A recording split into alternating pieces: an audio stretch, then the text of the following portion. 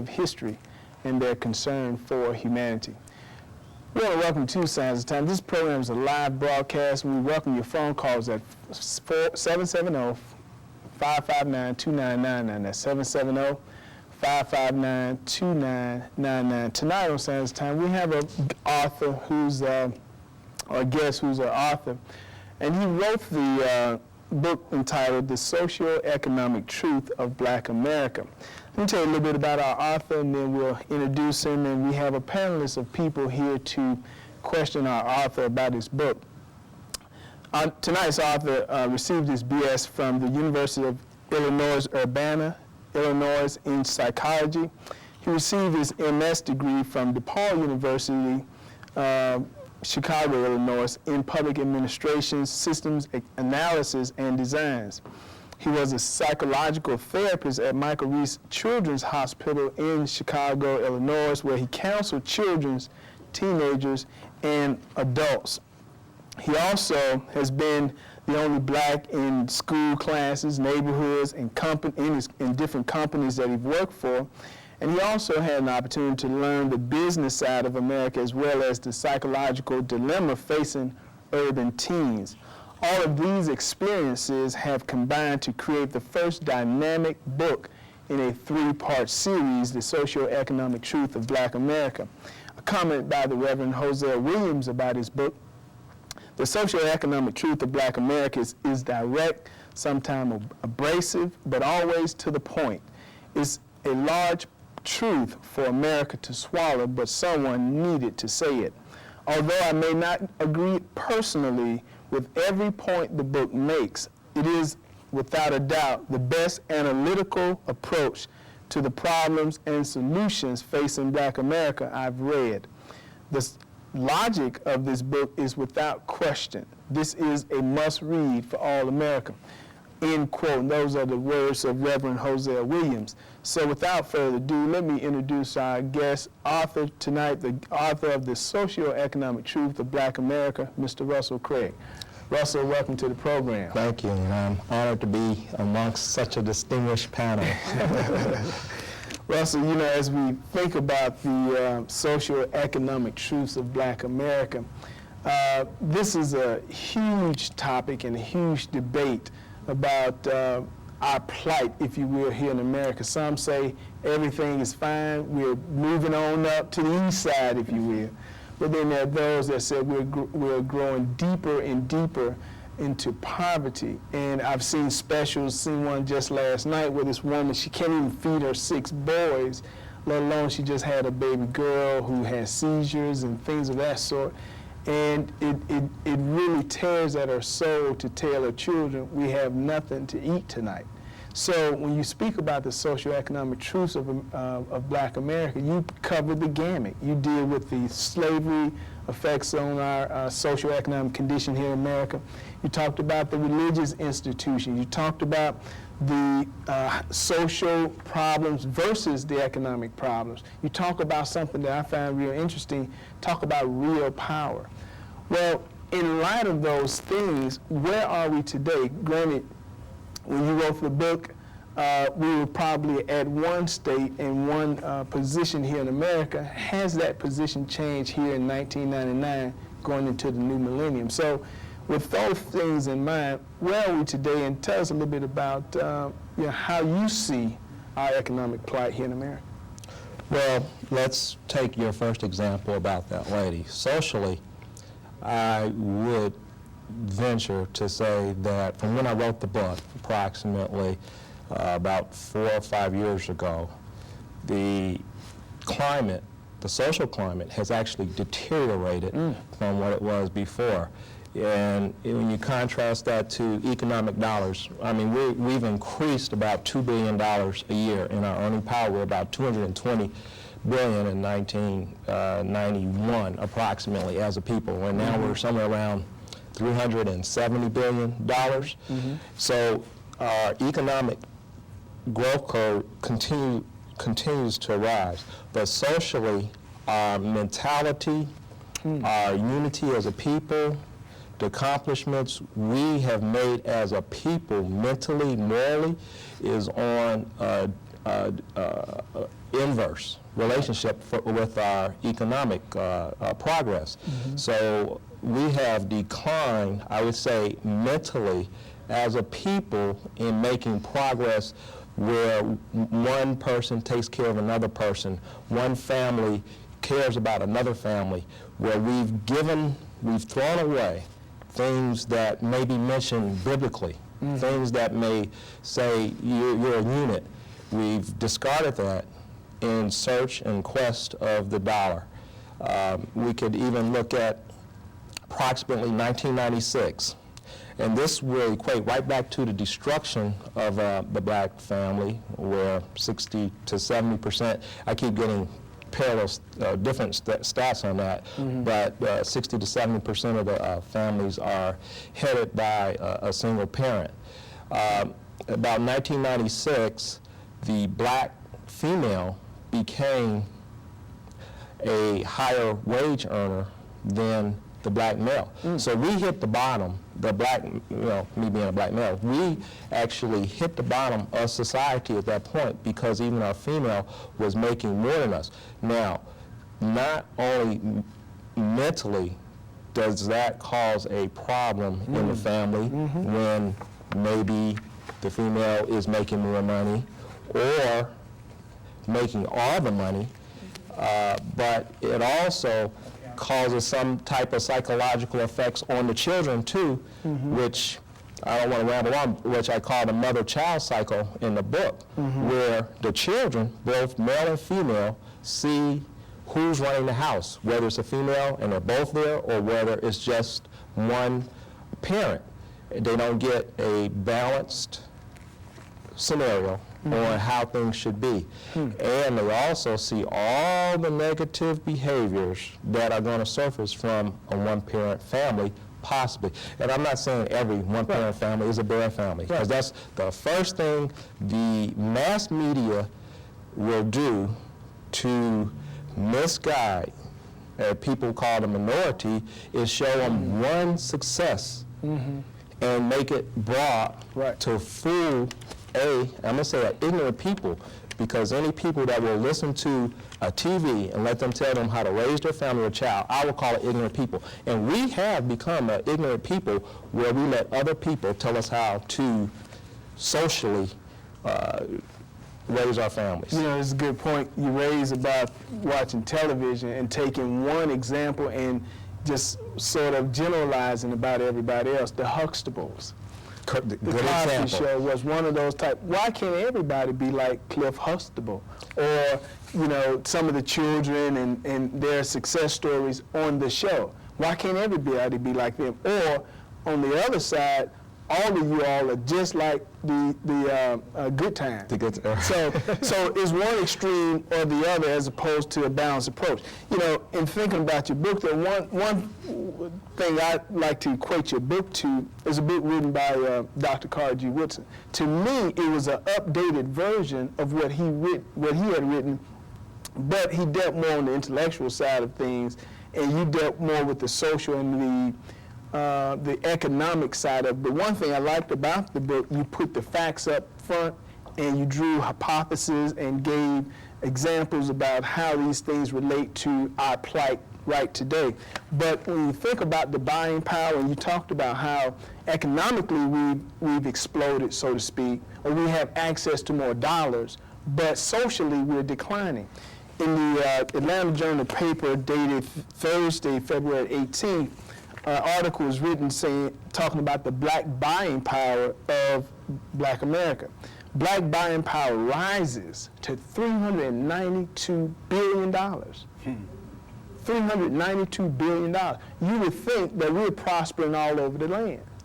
But, and considering the fact that we're only, 12, 13, 15% of the greater population. Right. So it's reported. Right. But at least $392 billion supposedly have floated through our hands. Why aren't we an economic force here in America as it relates to establishing businesses and becoming a true social power to be reckoned with? Well, generally, just low self-esteem and lack of a family. You mentioned Carter G. Woodson. It's the more things change, the more things stay the same. We've had drastic change, Right. and we're no further as a people than when he was here. During, I don't know, he was, I can't guess, around 1940? He wrote his book? 1920s. Okay. During that time, integration was not real, it was just something that was talked about or spoke about. But the black neighborhoods had to circulate the dollar in the neighborhood because, for several reasons. One was because of the Jim Crow laws. You weren't really accepted in the white community. So what did that do? That caused a black middle class to actually rise during that time. It also caused the dollar bill to circulate 1, 2, 3, 4 times in the black community. With also the mentality back then, black people shared. All right, so if one person didn't have anything to eat, they could go next door. If a child was hungry or a parent was out to work, the family next door raised them. Now that current day, we have all this money, and let me just say, if you really look at that stat or whatever, you're going to see 390 billion of that. Probably, 1992, the average income was like $25,000. It's probably maybe $28,000 now, and they're going to be a disproportionate 10% that's adding most of those billions of dollars are going to be within that 10-15% of black people. The other 75%, 80% are not as well off. And the bulk, I'd say, when I did the stats in 1992, it was approximately 45 to 50% of the people were $25,000 or less. If you look into that 300, and that's why I said, when you look at the mass media, they don't give you the real numbers. It's going to be 50 to 60% of the people are still probably $28,000 or less. Black people are not doing well as a mass. And going back to the 1920s, we were not doing well as a mass of people there, but we shared. Now, we actually have black people, as you have mentioned that lady, that's starving, where the person next door who doesn't even know her is making $70,000 a year and is not going to give her anything. So are we doing as better as a people? No. Is or are 10% of black people doing fine? Yeah, they are. But that's just that smoke screen where the media can report on that 10%. You divide and conquer. That way black people can never unify on one accord because you put a person up to divide and say this person's successful and we all can be successful like that one person, and the person that's starving over there, it's their fault. They should be as successful as the other person, and it also makes, say, the mass society, the majority society, look upon black people that aren't successful as people who are lazy, people who don't want to work, people who can't or don't care about getting a job, and that goes into a whole different arena of how do you set up people to fail. Let me ask you, because I've done some reading in your book, and I've heard, looked at the statistics. We were talking about the young lady who had the children who she couldn't feed her children.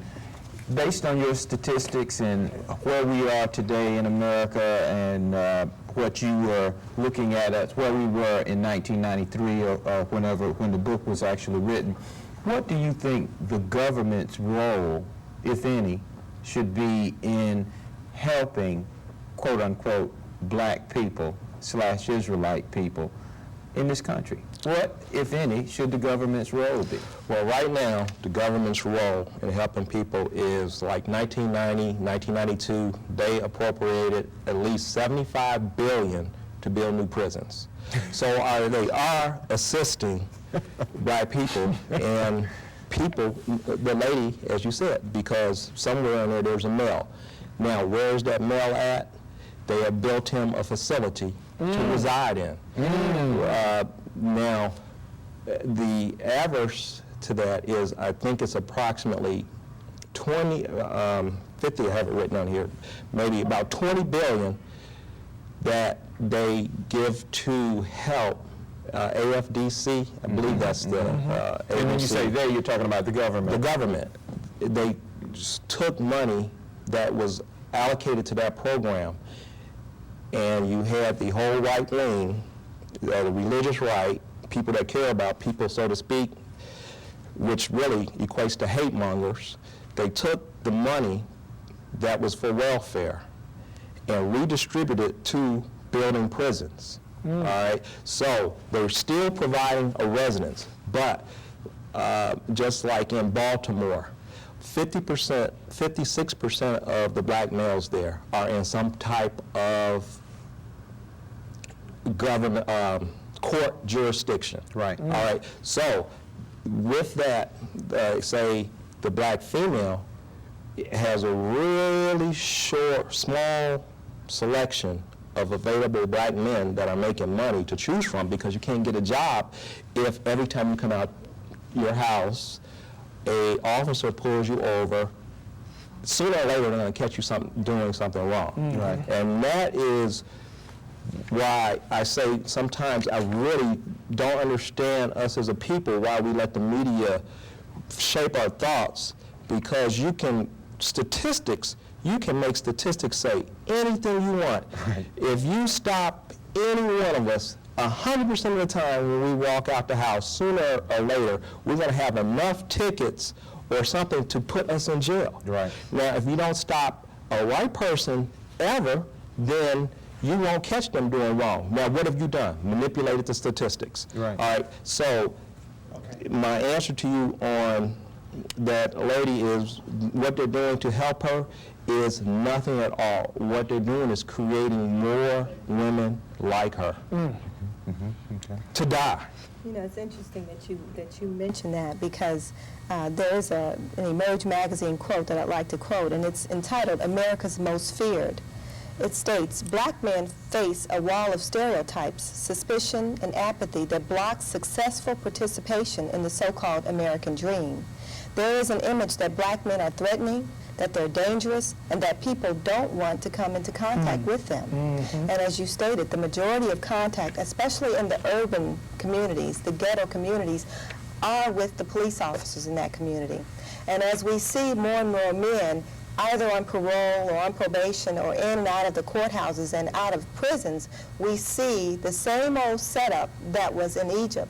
Kill the black male and allow the black woman to remain alive and well, because they know that if you kill the seed, you do destroy the whole nation. And as I've sat here and listened to you talk about the economic plight of our people, which goes back to the social plight of our people, you know, it's really a shame that we as a people were brought here as slaves for the higher race or the upper race. After the use was gone, and after the NAFTA mandates and the New World Order has kicked in the past 10 years, we find ourselves, if we don't have an education, then we find ourselves not able to do anything but to move towards the lower elements, drugs, to make a living. And of course, as you move towards those lower elements, you make yourself more susceptible to going to prison and to being on probation and parole. And it's really a sad state that we are in today, but what we have to do as a people, and as blacks and whites in this country, is to refer back to the biblical story and see just how much the truth about our people has come out in your book and in newspapers and in TVs daily, and that is that in this country we will not have any ease, that we will be forever oppressed, evermore. And that's because of the things that our forefathers has done. But it takes us as a people to sit back and look at this thing, because even when we were going through integration, we should have known that integration was not the reason or not the problem. It wasn't to live next door to Mr. White Man or to eat in his restaurants. It was to have equal education. It was to have equal housing facilities. And we lost our sight on that. We were happy being in our own communities, just as Europeans are happy being in their own communities. Actually, it's only right that that be so. But why can't our communities be the same as white, black communities? Even in progressive white, black neighborhoods today, you can go out to Dunwoody and to Ashford Dunwoody, and you see mini strips, mini malls. And you can go into the same affluent black neighborhoods and you see Quick Trips going up. Nothing, yeah, Amco Stop and Shops, but no mini malls. We still have to go and take our hard-earned dollars back to Roswell and back to Dunwoody and back to Gwinnett and Cobb County, and we're giving that money right back to them. It's no longer being spent in our own neighborhoods. Therefore, like the Most High said, before you leave, I'm going to make you beg to me and call on me for help, because we are not getting it through the mainstream society. Now, some of that, though, and I just want to jump in, some of that, though, is due to that, you know, the white man's ice is colder. So we prefer to go out to some of these outlying areas to seek out the best stuff, or it's, you know, some of the best restaurants. I mean, there's lobbying now within the so-called affluent black communities just to get, I think it was an Applebee's or something out in the Greenbrier area. It's one of those types of restaurants, because we feel that this is a restaurant of status, so therefore if we are frequenting these restaurants, then we are, you know, we've come up to par, so to speak. But if those restaurants were in your community, you wouldn't go 20 miles out to that same restaurant. But we're not creating and those that's restaurants. the issue. And the restaurants that were created Right. are moving, just as whites are moving out of these neighborhoods, absolutely. moving further out to service their own kind. Even And though we got that's the issue. $392 billion. We can't win if we want to. Right. It's just, and what's his name? O.J. Simpson is a prime example. And any of the rest. Michael Jordan, any of them. As long as you have dollars, you're fine. But if something happens, let one thing happen and see how quickly you're turned on and you remember from whence you came. Before, I'd like to quote this, and this is from your book, and it's on page 52, and it's regarding the whole integration movement. It says, the social stereotype among blacks themselves is so strong, even the so-called intelligent blacks were blinded by the integration movement. The stereotype that white is right, which is what Danielle was saying, or at least better, so possessed their souls that blacks flocked to become white, leaving a self-destructive trail behind. As blacks lose their jobs in the white community, as integration loses its appeal, Negroes are realizing they have built no foundation, not even one of straw, to fall back on. The black man is looking in the mirror and seeing as a net production of zero. Regardless of all this money, we're taking it out of our communities and putting it right back into communities that service us, don't service us at all. And that's the whole issue. Did I write that? Yeah, it's encouraging to me, Russell, to hear how you've managed to rise above. You know, the party line for so long from all the so-called black leaders are people who come from the civil rights movement. And, you know, it takes a lot of guts in our society and the political climate that we have to say, hey, we're different types of people. It doesn't mean we hate each other if we Correct. want to have separate communities. It doesn't mean we don't respect each other. It doesn't even mean we don't love each other. It just means that that different communities of people, as they always have throughout all world history, have interact better together with one another. And it's just tragic to me when I see the leaders that are out there today, like John Lewis and Jesse Jackson, and they're just appealing to government to help them. Government help us, government help us. But then the legislation that they pass in our pluralistic society it's not just an issue of black and white anymore. And so if you pass any given piece of civil rights legislation, it applies to Asians, Hispanics, and other minority groups, and now homosexuals are quickly moving in on that territory too. And so it comes to a point where government is just completely impotent to stop a lot of these problems, and it's just, you've really hit that. I think that's commendable. It's interesting that you mentioned that. Title VII, all right, was formed. Dr. King pretty much died for Title VII coming into existence.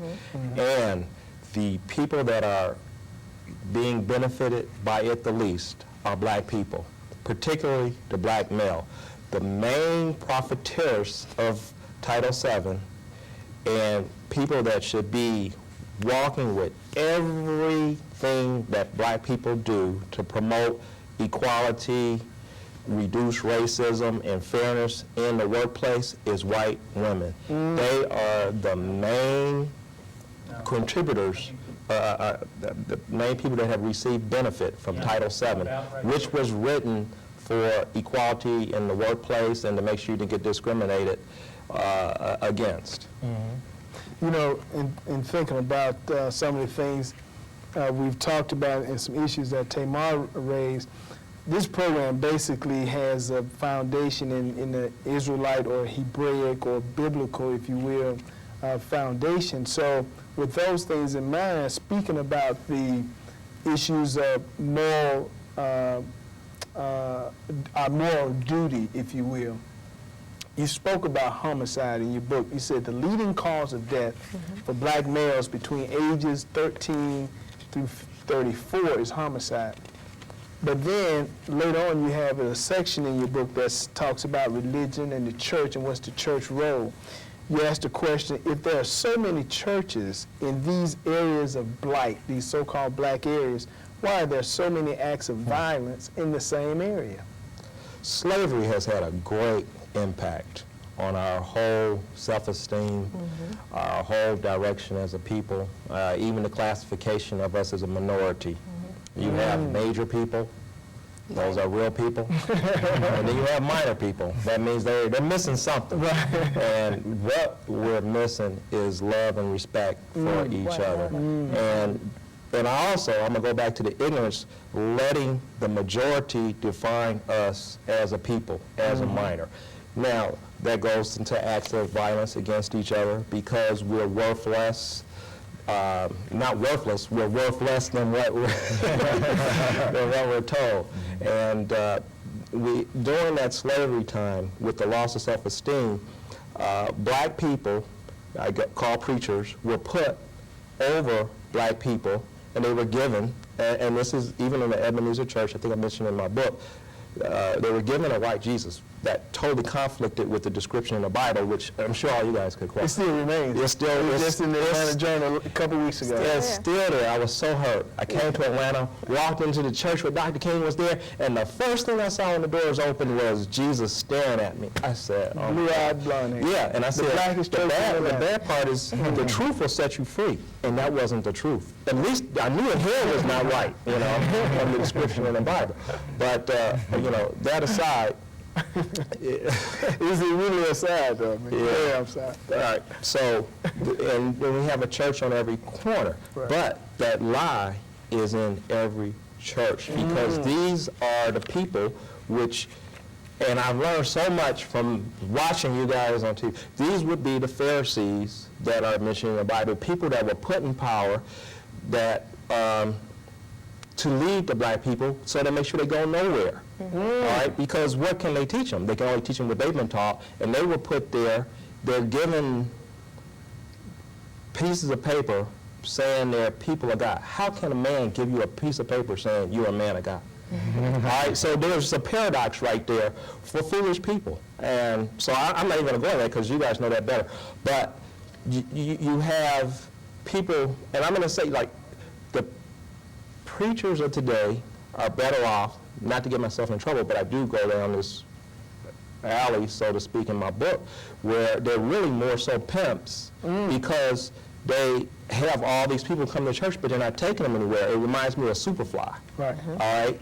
They come to church, there's something to offer, but there's no substance, and so murder stays in the community. We'll come right back and deal with that. We'll be right back.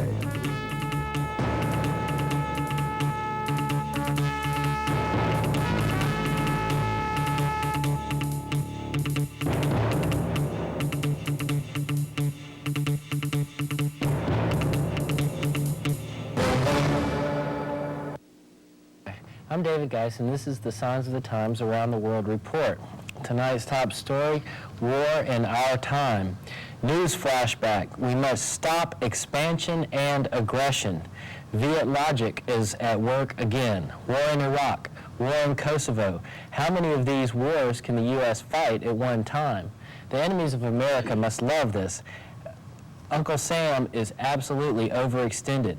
What happened to peace, man? The Senate wants to vaccinate everyone against anthrax and smallpox due to the threat of biological terrorism. Bill Clinton wants tighter controls on handguns and all firearms, perhaps to make way for the Chinese foot soldiers. From Malaysia, first the chicken flu caused them to kill all the chickens in Hong Kong. Now all the pigs in Malaysia gotta go because of encephalitis. Once Baptist, always Baptist. A Baptist church in Wake Forest has voted 99-1 to sever ties with the Southern Baptist Convention. The congregation leaders said that they were unhappy over the church's stand on women in ministry, targeting Jews and Mormons for evangelism, a literal interpretation of the Bible, and isolations of congregations that reach out to gays and lesbians. A resolution by the convention last summer calling in part for wives to, quote, submit graciously, end quote, to their husbands sparked the formal break for Wake Forest Baptist. In an opposite scenario, St. Paul's Church is attempting to separate itself from the Episcopal Diocese of Massachusetts for the opposite reason. The Episcopal Diocese of Massachusetts has voted to bless same-sex marriages and allow ordination of non-celibate homosexuals. The parishioners at St. Paul's, a community landmark for a century, were appalled. What did they expect from a denomination that started so that Henry VIII could get divorced? Augustine hit it right on the head. Error begets error, and heresy begets heresy. Now here's Ruth Israel with tonight's community update. Ruth? Thank you, David. Tonight's spotlight is on the medically uninsured. A major factor contributing to Grady Memorial Hospital's financial crisis is the growing number of uninsured individuals seeking medical help. The number is staggering. Fully 1/5 of the population of Metro Atlanta region. According to the Center for Risk Management and Insurance Research, there are over 600,000 non-elderly people without health insurance. Who are the uninsured? Generally, the uninsured are the low-wage worker whose employer does not furnish health care insurance and who cannot afford to purchase insurance for himself. Secondly, there are those who are employed who can afford the insurance, but they choose not to purchase the coverage. And thirdly, there are those who disqualify for the insurance because of the previous medical conditions. The income of the uninsured deserves some comment, however. For example, 28% of the uninsured are under 18 years old or young children who should be eligible for Medicaid. The fact that they are not on Medicaid indicates that these 172,000 children live in households with incomes above the federal poverty level of $7,811 for a family of one to $22,900 for a family of six. Is it fair to the taxpayers of Fulton DeKalb to subsidize this huge debt? Should the state of Georgia consider requiring every employer to provide affordable minimum health insurance coverage for their employees? Is it unreasonable to ask other counties to contribute their share toward greatest cost to insure the indigent individual? These are the questions the Georgia General Assembly must deal with, and very soon. The fire is raging out of control. That's the community update. Back to you, David. Thanks, Ruth. Dr. Jack Kevorkian says he will kill himself if convicted of murder in his latest trial. Weird. Mikhail Gorbachev is still at work on the New World Order scene. He warned that water shortages would be the primary cause of world conflict in the near future. 3 billion people now lack basic sanitation, and 1.2 billion do not have access to clean drinking water. The worst areas are the Middle East, Africa, and Central and Southeast Asia. Chinese President Jiang Zemin is going to Europe to encourage economic ties and is purposefully avoiding the Pope. Money talks. Human rights are not a top concern for the Chinese. And finally, Jerusalem is still, as always, at the center of the action. The EU has declared that Jerusalem is not the capital of Israel. Meanwhile, Israel declared the 1947 UN declaration that Jerusalem was to remain an international city, quote, null and void, end quote. Israel released a strong statement, quote, vowing never to agree to the division or the internationalization of the city, which it claims to have been its capital for 3,000 years, end quote. The Vatican has also been pushing for the internationalization of Jerusalem. That's been the Around the World report for tonight. Now back to our regular program.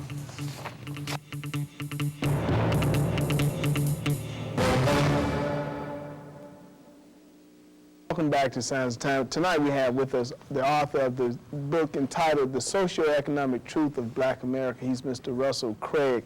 And at this time, we'd like to open up our phones to you, our viewers, at 770-559-2999. That's 770-559-2999.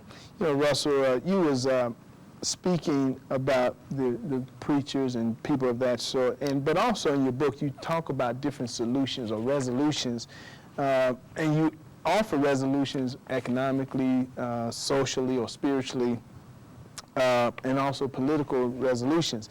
And one thing I like to just quote from your book, page 139, says, religion today is currently structured in a capitalistic mode that discourages solutions or answers to the multitude of problems that face black populace. This fact is evident by examining the vast number of black men, young and old, that avoid the church until a truth preacher or truer preacher or teacher comes and teaches a real religion to black men. Their moral problems, which translate into various crimes, will continue until a truth is taught that does not say the past, does not say ignorant things as forgive your enemy and forget the past. Blacks as a people are doomed to repeat slavery and mental captivity often. So some of these resolutions you're talking about, the religious resolution, the economic resolution, political resolution, what are some of those resolutions in terms of real practical resolutions? Well, I would group it together as coming together as a people. Take the program here. I listen, I watch all the time, as I recommend that everybody does. And it goes to the truth will set you free. Mm-hmm. Now, set you free from what? Set you free from captivity, mental captivity, because our people walk around with the shackles of slavery still on their minds. And those are in their actions. And it's translated, as I go in the book, the mother-child cycle.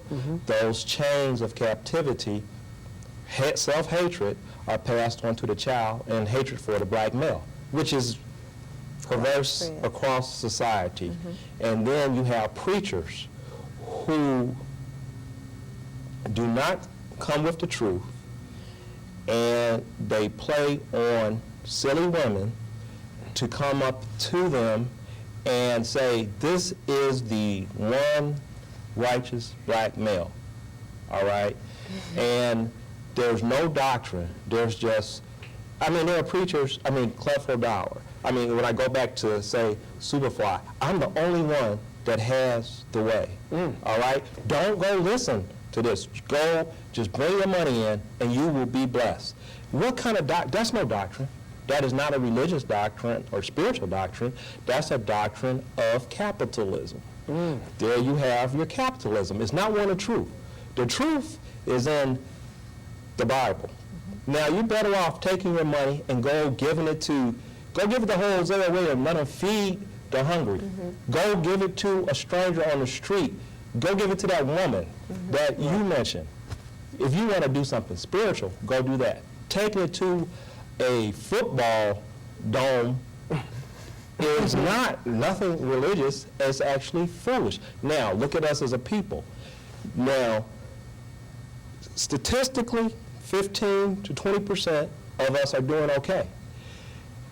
That means making more than $40,000. That means the overwhelming mass, and I said somewhere between 60 to 80%, are barely surviving, all right?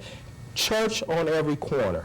The truth is not there, all right? The truth is, take care of your brother, feed my sheep.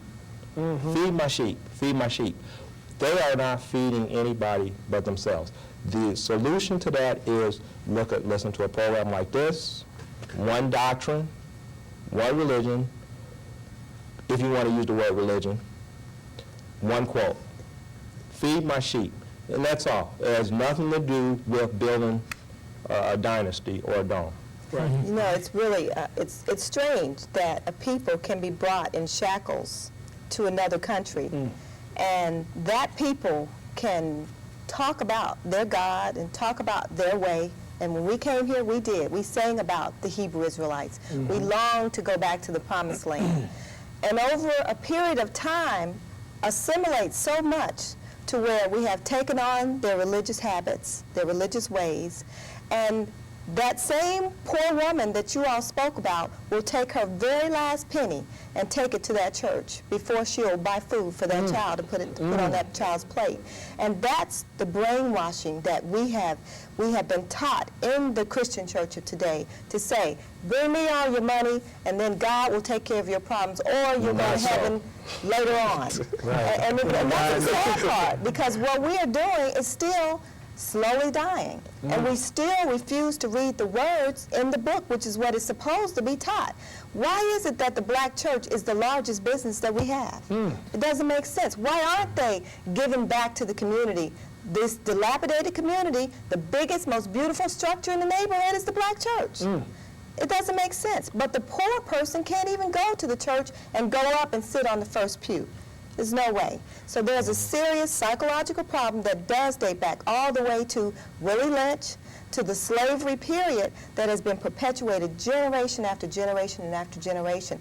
And we all sit around and we talk about, well, what's the solution? When are we going to come together? We're not going to come together. And until we realize this is a people, that until we turn back to the scriptures and see what our plight was, is, and will be, we'll forever be lost. And we'll forever be tossed to and fro with another doctrine and another Jim Jones or David Koresh to give our money to. So you're saying we don't want the truth?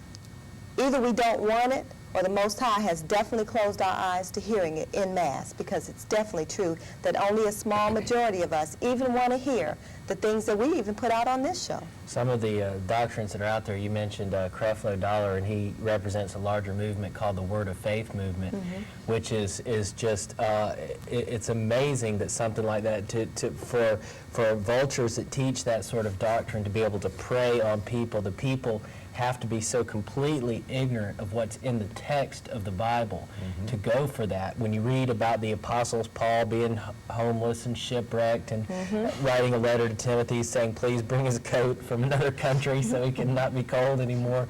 And then and then you have these ministers telling people it's seed money. If you give the church $100, you'll get back $1,000.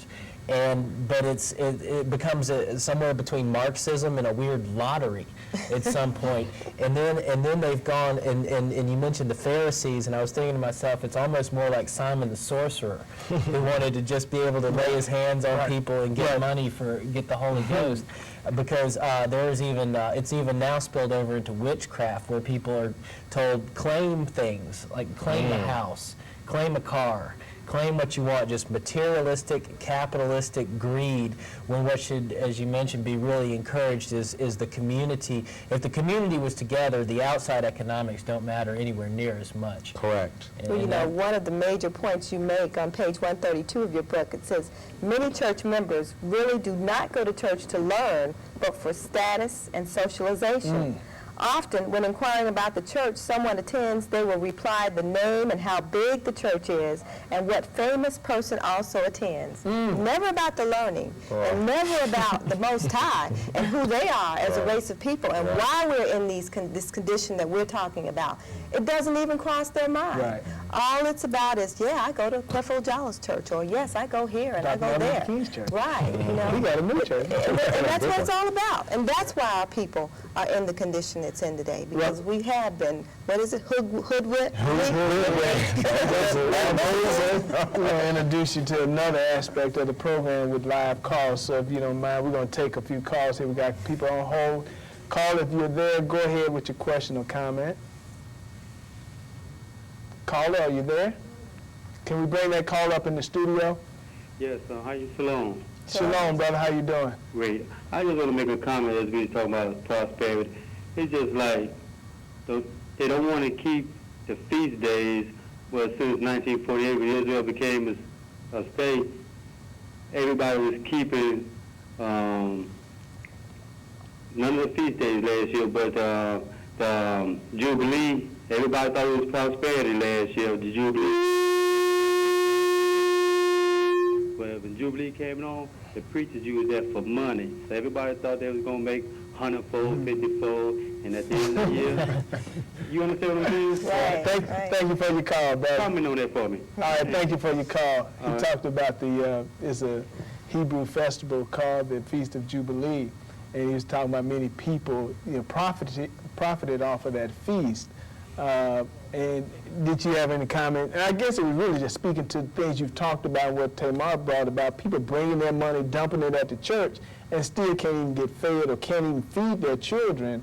And in many cases, some of those big preachers here in Atlanta have united and created a credit union. So now what you do, when you go to these churches, you give them your Social Security number, your tax ID number, all kind of stuff.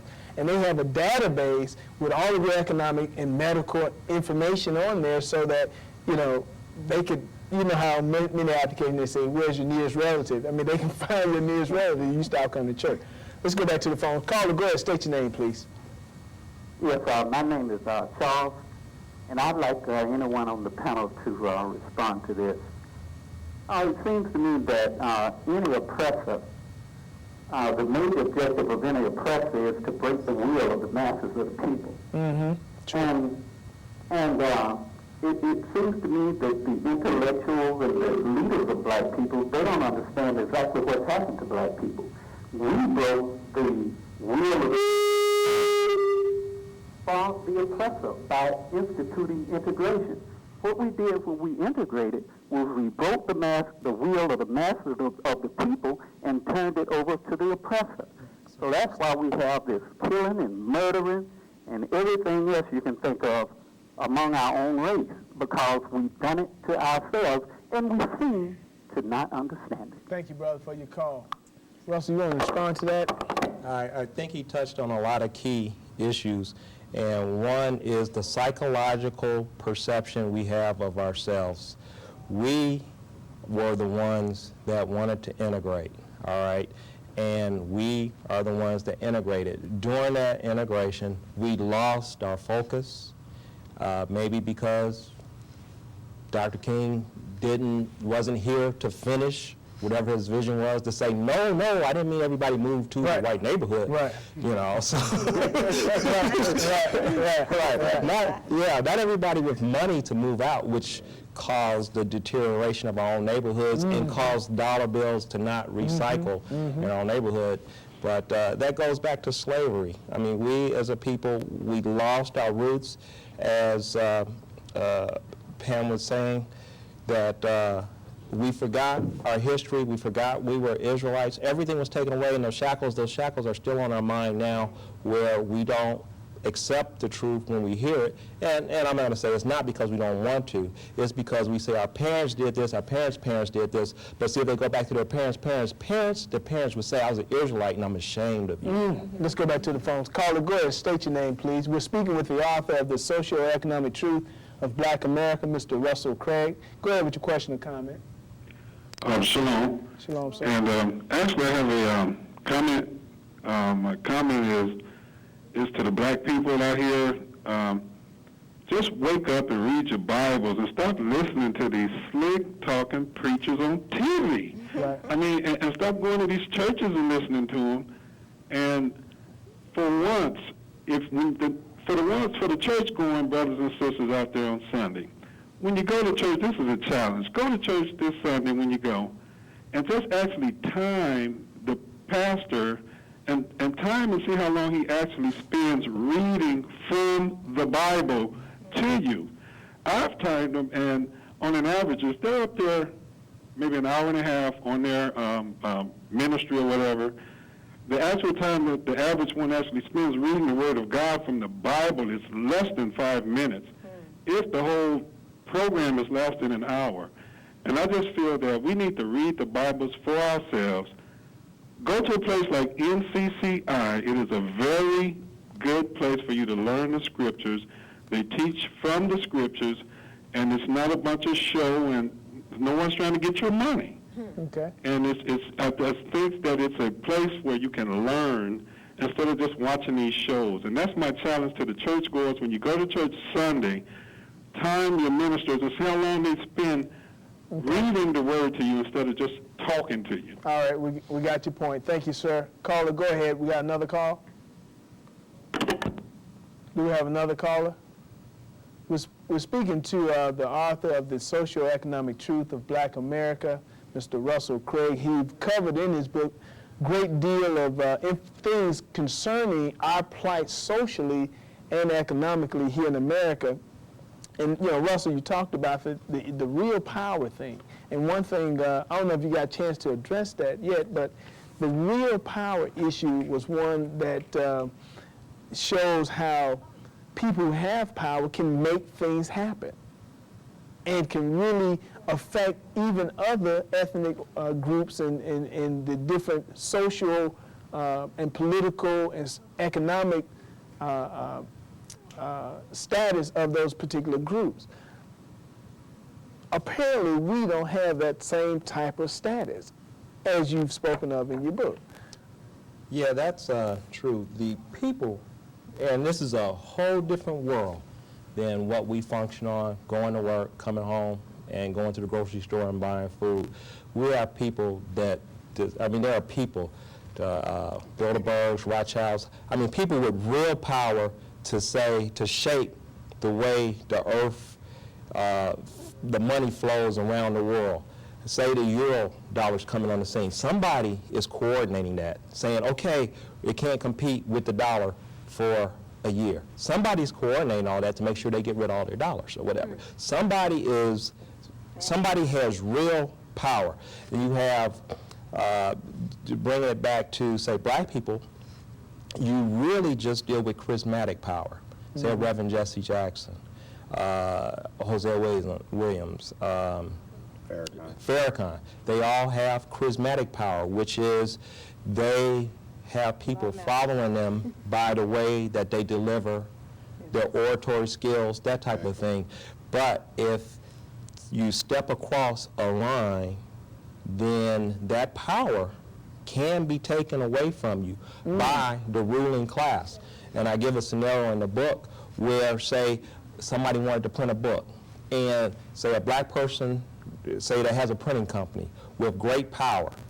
All right, if the people that's in charge of distribution say, even though you print those books, we're not going to distribute them because we don't want them to go out, they can stop the person, the black person that thought they had real power and say, not only are we going to stop sending that book out, we're going to stop all your distributions. And the person say, well, I'm not going to print that book because the person with real power will stop everything else that I'm doing. Right. So you go, black people generally just have charismatic power, which is usually allowed by the dominant society.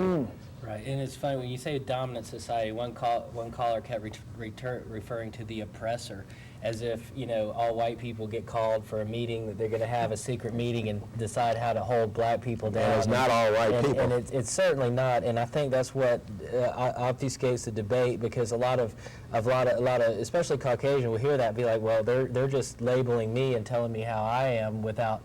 But as you mentioned, there are individuals I think the Bible says in high places, you know, wickedness in high places, where these things are manipulated. Because that same caller that talked about the oppressor was then said in the next breath, we do this to ourselves. You got about 30 seconds, Dave. And I just thought that was really interesting. Burke, Russell, would you have any closing comments? You remind me of this guy. No. Do you have any closing comments about your book? Where can we get the book? Well, the book Actually, sold out. sold out. Yeah, that's right. It's sold out. It's sold out because people have been asking for it. Looking into getting it reprinted. And I also have another book that's coming out too. So, but I'm gonna try to get that one reprinted. We'll look for the second book, and we just want to let our audience know we've been speaking with the author of The Socio-Economic Truth of Black America, Mr. Russell Craig. And Russell, we thank you for being on the program. We look forward to your second book. And I just want to say, wake up. That's how I end the book. Thank you, sir.